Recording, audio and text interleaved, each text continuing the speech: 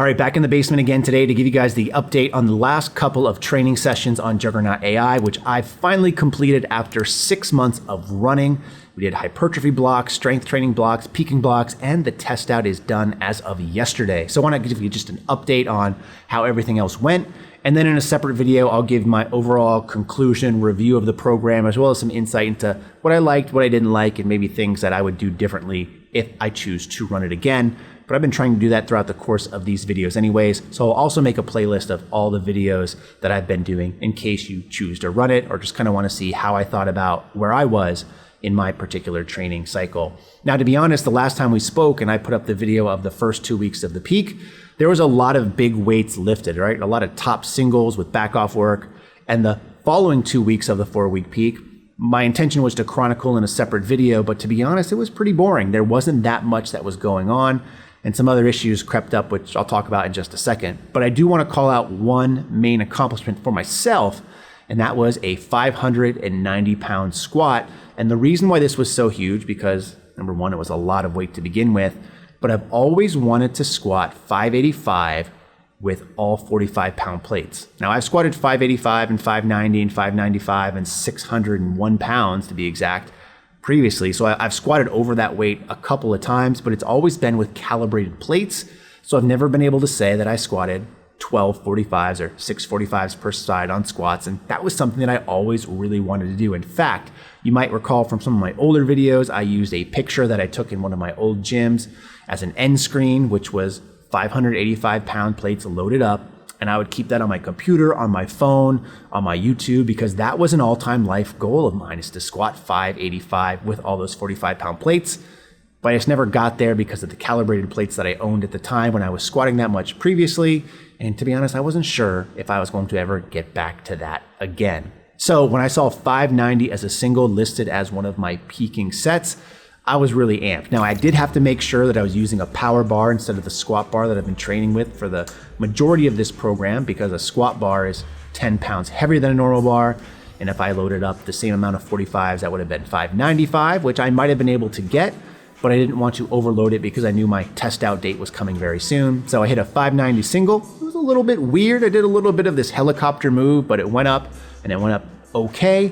And I'm super pumped about that because not only was I able to hit all those 45s, but we threw a couple of 2.5s on there for good measure. Now, the rest of the peak was pretty boring. It was just a lot of technique work. It did have me train on the weekend, but it wasn't any compound work on the weekend, which is weird, which I might talk about in the review video. But everything else was descending. So the percentages were going down to get me ready for my test out date. So I was supposed to train Monday, Wednesday of Friday of my last week. And all of those, again, were SBD days, so squatting, benching, and deadlifting, but nothing overly too taxing as we got closer to the test out, which was going to be on Saturday. And I did Monday, I did Wednesday, and by the time Thursday rolled around that next day, I came down with a really bad fever. I had a 101-degree fever from about Thursday to Saturday, still wasn't feeling right on Sunday, so I skipped my last training session on Friday, and I skipped my actual test out date on Saturday just because I felt so poorly. I was really fatigued, everything was sore, obviously really lightheaded with the fever that high, had the chills, I had hot flashes, I was a mess. I actually went and got a COVID test even though I am vaccinated because I was that concerned with something is just not right. Come Sunday, I started to feel a little bit better, and by Monday, I was like, all right, you know what? I got to get this training session done. Number one, because I didn't want to wait anymore. Number two, because I felt okay. And number three is because I really just wanted to get back to a training cycle. I enjoyed training a ton, and I didn't want to do anything that could potentially interfere with a test out. So I just said, I'm going to take what I want here and just go for it, even if it goes terribly. Because truth be told, throughout the course of this whole training cycle, I've hit some really big numbers. And from where my baseline started, I've far exceeded that already. So I'm already in a good space. And I think that helped me a lot mentally going into this test out, not really having overly high expectations set, which I probably would have had if I was able to train Friday and test out Saturday like I had initially planned. So first things up were squats, and what the app does is it basically just gives you 3 attempts for each lift. It just lists it all out. It doesn't give you any type of warm up or anything like that, but it gives you what you should shoot for. And depending on how you're feeling, it has a low option and a high option as well. And you basically just take your option, put in what you took, and either say, yes, you did it, or no, you weren't able to do it. So my first attempt on squats was 555. And to be honest, felt really good. In fact, warming up felt really good as well. So again, get those juices pumping, that momentum and that positive mindset going. I was feeling pretty good about that 555. So I took the recommended jump, which was 25 pounds heavier, up to 580, hit that as well. And it moved well enough that I thought to myself, for my next top attempt, which is my third attempt, the recommendation was 605, which would have been an all-time PR. I felt like it was an easy enough jump where I had a good chance of getting it. There was a good chance I wouldn't get it, but there was also a good chance I would. And because we were here at this point already, I already hit that 590 about a week prior. I thought, if I'm gonna do this, we might as well try to go for an all-time PR. So I took it, I got it. It was high, I'm gonna admit that. It was not what I would consider decent. And again, I am someone who squats borderline anyway, but I can tell when things are good. This one was high to me. However, it moved very well, surprisingly, that I even considered just taking it again, which I probably could have, and I could have sunk it a little bit deeper and I think I would have gotten it, but I played it smart and said, you know what, I still have to bench, I still have to deadlift, and I've been feeling awful the last couple of days. I'm just gonna take this as a win and count it as a gym PR because this isn't a meet, I'm here in my basement, and for me, a 40-year-old man who hasn't squatted anything close to that in over 4 years, that's a huge accomplishment. I'm happy for myself. Let's take it and leave it as is. Now moving on to bench, actually bench hasn't been feeling good the last couple of weeks. I've been dealing with a little bit of tenderness in my left elbow, maybe even some tendonitis, if you will. I don't know what it is, but it just hasn't been feeling right. I think part of the issue is I've been benching wider than I normally do this entire training cycle.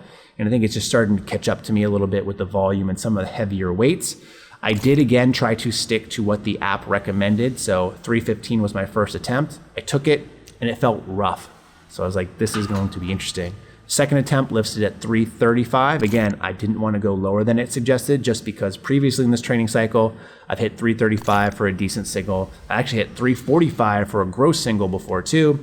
So I took the recommended 335 and I got stuck about halfway up and eventually pushed through it to completion.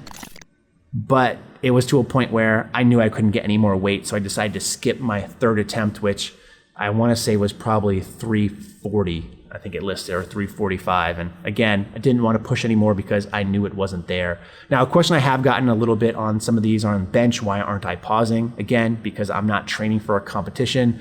I'm just coming in here to train for this particular instance. If I was prepping for a real meet, I would have been implementing pausing a lot more throughout the course of this training cycle, which I did not do. And again, I didn't want to change it up at the very end, probably because it wouldn't line up with how I've been training.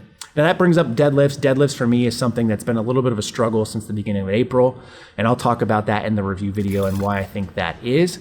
But on my first attempt, it listed at 580, and I actually decided to do 585 just because I can be a very lazy loader. 585, took it, wasn't great, but it moved. And again, part of it is just me telling myself I need to just push through and stop overthinking the lift. I took the recommended jump up to 605, which again, same kind of thing, wasn't fast, but I think it was smooth and it moved, which was fine. And took the last recommended jump on my third attempt up to 615, I wanna say. Actually, I think it might've been 620, 625. Regardless, it was a bigger jump and I did not get it.